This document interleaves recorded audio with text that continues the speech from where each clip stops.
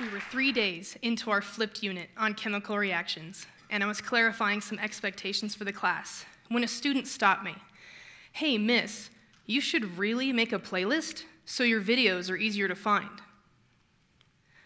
A playlist? Dude, miss, you don't know how to make a playlist? Moments like these fill my heart with joy.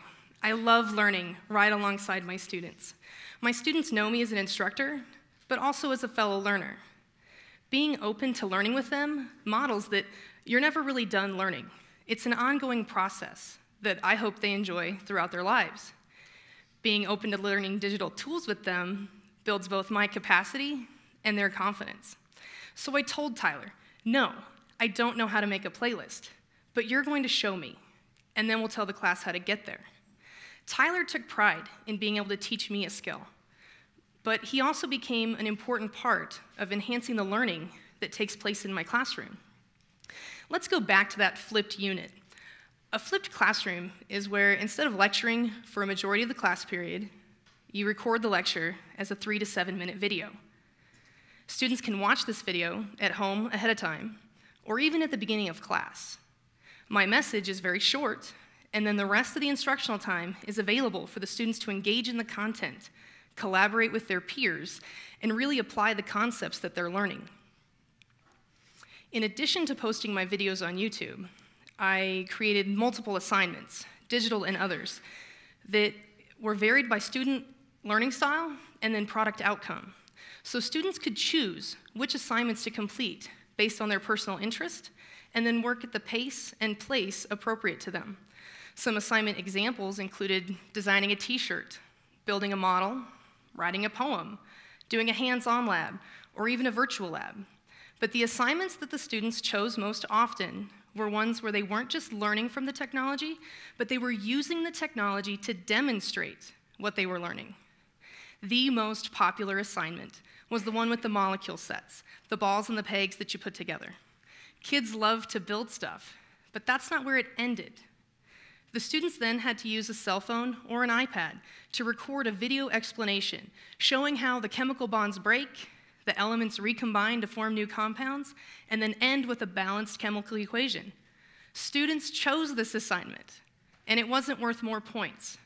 They enjoyed learning this way, collaborating with their peers, making their own videos. I saw students from different backgrounds with varied learning styles embrace this flipped unit in their own way. For example, one student, Kyle, just accelerated through the content, the lessons, and assignments. Every time I checked in with him, he was on to the next thing, or even the next. I said, "Kyle, is this too easy for you?" "No, miss. You know how they are." "No, it's not too easy. I just like being able to learn what I want, when I want."